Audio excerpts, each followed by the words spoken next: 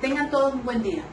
Quien les habla es doña Marisela Sandoval, participante del Diplomado en Derecho Procesal Penal de la Universidad Bicentenaria de Aragua. En esta ocasión les hablaré sobre la preparación del juicio acusatorio en el proceso penal venezolano. Con la entrada en vigencia del Código Orgánico Procesal Penal, se abrió una nueva puerta a la revolución de las normas establecidas en el vetusto sistema inquisitivo, que resultaron inoperantes a través de los años.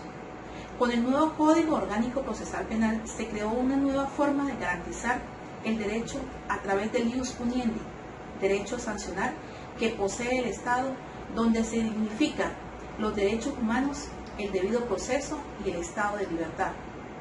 En nuestro proceso penal encontramos 5 fases: la fase preparatoria, la fase intermedia, la fase de juicio oral, la fase de impugnación y la fase de ejecución.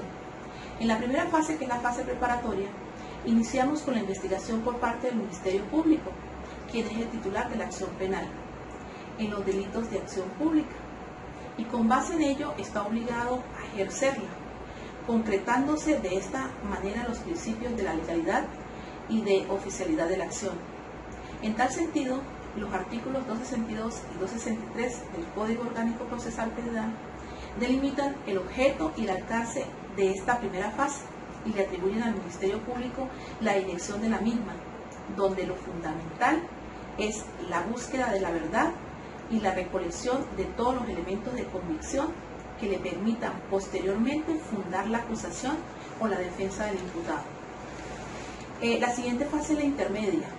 Inicia con uno de los actos de mayor trascendencia de la etapa preparatoria, como es la presentación de la acusación, lo que supone que el Ministerio Público sí cumplió con la investigación, pues una vez que hace constar la comisión del hecho punible y la responsabilidad de los autores, se inicia el proceso. La decisión por la cual el juez admite la acusación se dictará ante las partes y es lo que el legislador denomina el auto de apertura a juicio, la cual debe contener los requisitos establecidos en el artículo 314 del Código Orgánico Procesal Penal, correspondiente al inicio de la fase del juicio oral. Es en esta fase donde hago más hincapié. La fase de juzgamiento, integrada por el juez de juicio, es la encargada de dirigir el debate, de ordenar la práctica de las pruebas, de dirigir el cumplimiento de las solemnidades que correspondan y de moderar la discusión y de resolver los incidentes y demás solicitudes de las partes. El juez señalará la fecha para la celebración de la audiencia pública, la cual deberá tener lugar no antes de 10 días ni después de 15 días. También es el encargado de reconocer y aceptar la prueba complementaria. Esta prueba es aquella de la que nadie conocía y que aparece después de la audiencia preliminar. La audiencia pública se realizará en el día y en la hora fijada por el juez, y el juez se constituirá en el lugar señalado para la audiencia. Después de verificar la presencia de las partes, los expertos, los intérpretes o los testigos que deben intervenir, el juez declara abierto el debate, advirtiendo al imputado y al público sobre la importancia y el significado de ese acto, teniendo en cuenta los principios rectores de inmediación con la presencia ininterrumpida del juez y de las partes, el principio de publicidad, el cual hará, a excepción de los casos previstos taxativamente en el Código Orgánico Procesal Penal, y con el cual el tribunal solicitará que el debate se efectúe total o parcialmente a puerta cerrada. De acuerdo al principio de concentración, el tribunal realizará el debate en un solo día, salvo en los casos previstos taxativamente en el Código. El debate se podrá suspender por un lapso máximo de 15 días continuos.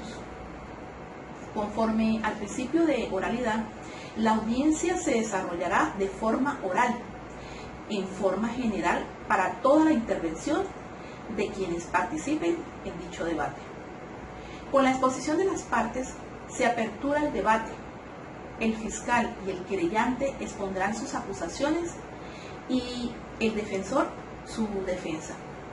Las cuestiones incidentales que se susciten serán tratadas en un solo acto, a menos que el tribunal resuelva hacerlo sucesivamente o diferir alguna, según convenga al orden del debate. Después de las exposiciones de las partes, el juez recibirá la declaración del imputado con las formalidades previstas en el Código. Le explicará en palabras claras y sencillas el hecho que se le atribuye y le advertirá que puede abstenerse de declarar sin que su silencio lo perjudique. Asimismo, el juez permitirá que el imputado manifieste libremente su opinión posteriormente. Igualmente, el imputado podrá en todo momento hablar con su defensor, sin que la audiencia se suspenda. A tal efecto, se le indicará a su lado, no obstante, no podrá hacerlo durante su declaración o antes de responder alguna pregunta que se le haya formulado. Después de la declaración del imputado, el juez procederá a recibir la prueba en el orden prefijado en el Código, salvo que considere necesario que se altere este orden. Los expertos responderán directamente a las preguntas que se le formulen y el tribunal y ellos consultarán sus notas y sus dictámenes sin que la declaración pueda ser reemplazada por esta lectura.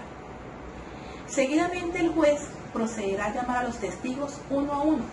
Comenzará por los que haya ofrecido el Ministerio Público, continuará por los que está propuesto por el querellante y concluirá con los del acusado, pudiendo el juez alterar este orden cuando así lo considere conveniente para el mejor esclarecimiento de los hechos. Los testigos no podrán comunicarse entre sí, ni con otras personas, ni ver, ni oír o ser informados de lo que está ocurriendo durante el debate.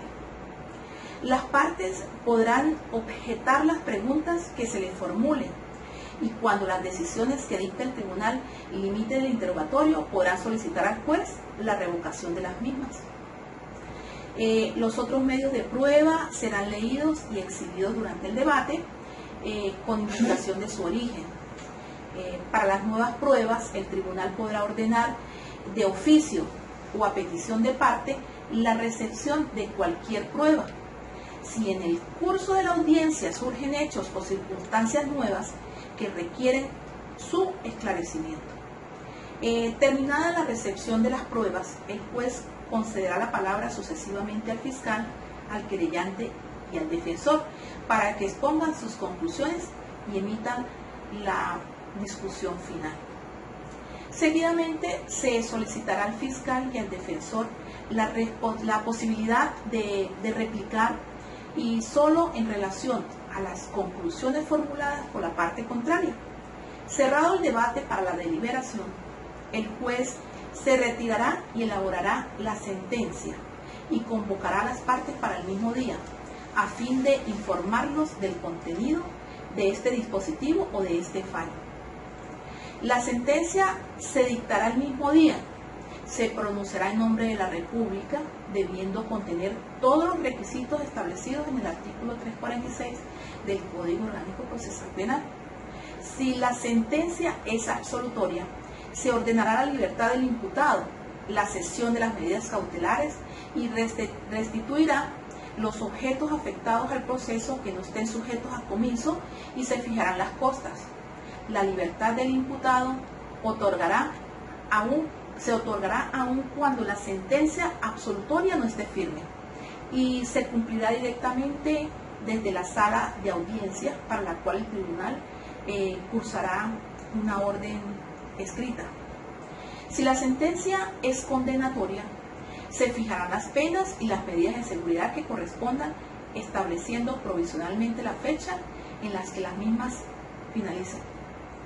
Quien desempeñe la función de secretario durante el debate levantará un acta que contendrá por lo menos los enunciados contemplados en el artículo 350 del Código Orgánico Procesal Penal. El acta se leerá a los comparecientes inmediatamente después de la sentencia, con lo cual el acta quedará notificada. Y concluyo con el principio general de derecho. Dura les, sed les.